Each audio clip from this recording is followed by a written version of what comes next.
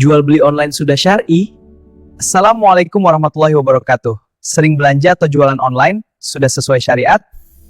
Dalam fikih muamalah, jual beli harus dilakukan dengan prinsip dan etika muamalah.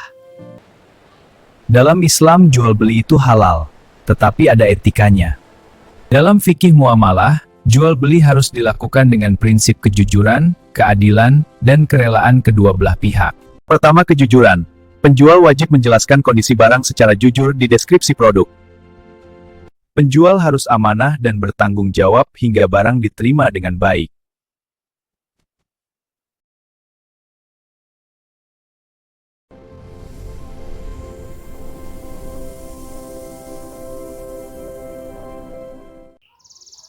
Di dalam sebuah hadis disebutkan, alaikum bisidqi fa inna sidqa yahdi ilal bir.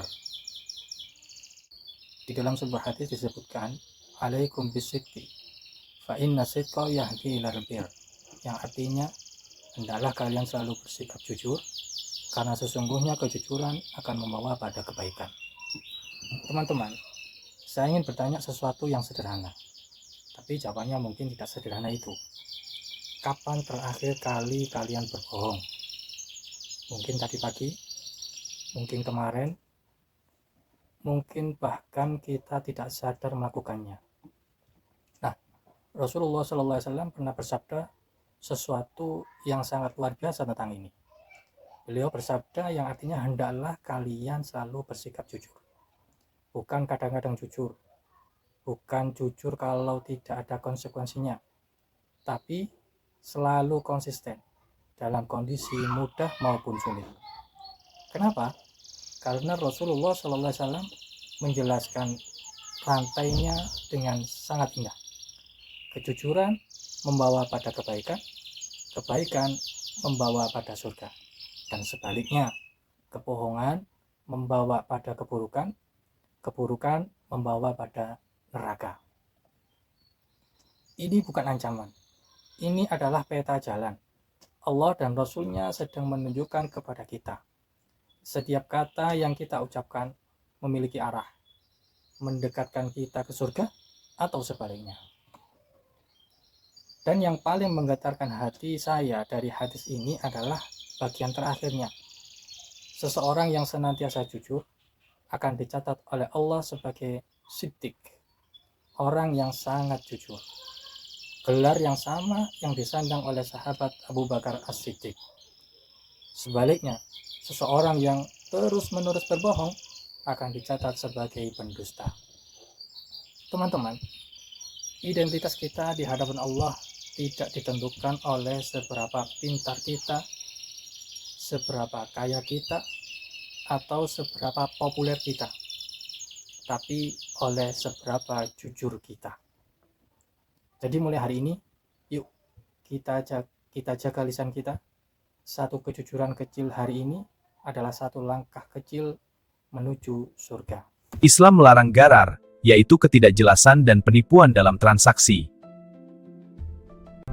Harga, spesifikasi, dan ongkir harus jelas.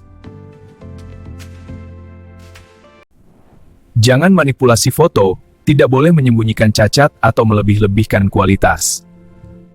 Ketiga, hindari unsur riba dan transaksi yang merugikan salah satu pihak.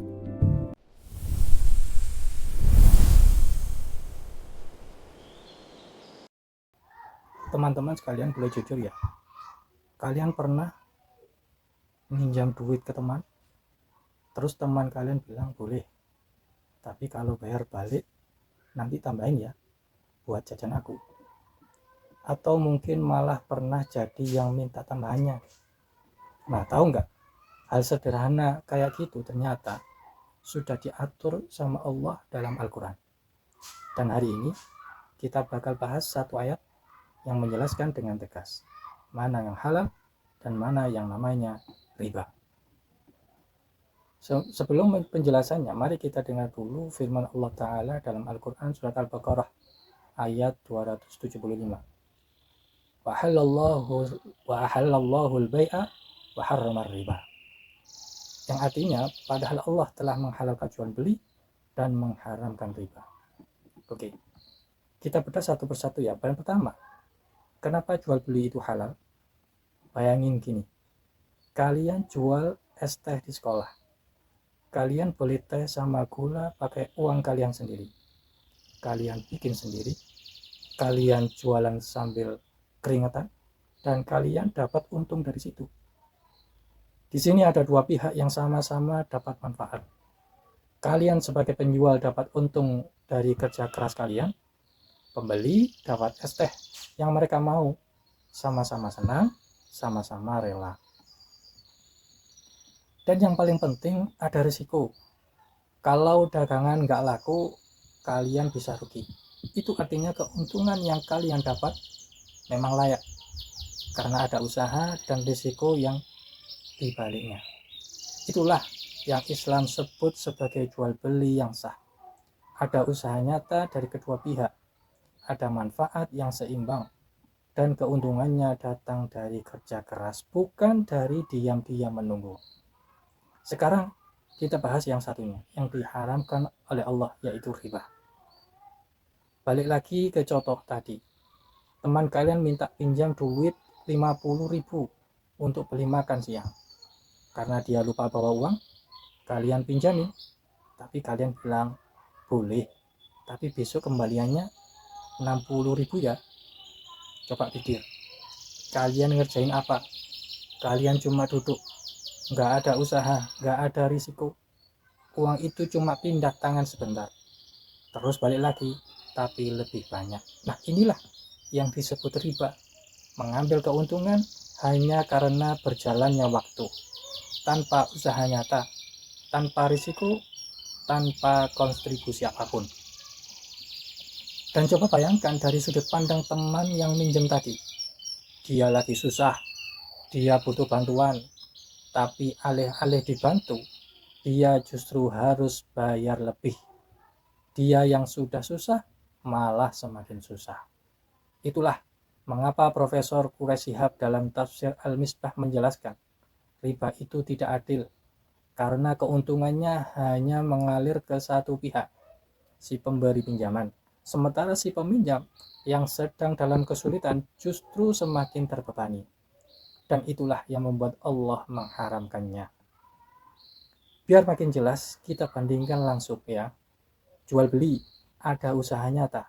Riba, nggak ada usaha apapun. Jual beli, dua pihak sama-sama dapat manfaat. Riba, cuma satu pihak yang untung. Jual beli, ada risiko, bisa rugi, bisa untung. Sedangkan riba keuntungannya pasti, resikonya nol. Jual beli menolong kedua belah pihak, sedangkan riba menolong yang kaya, membebani yang susah.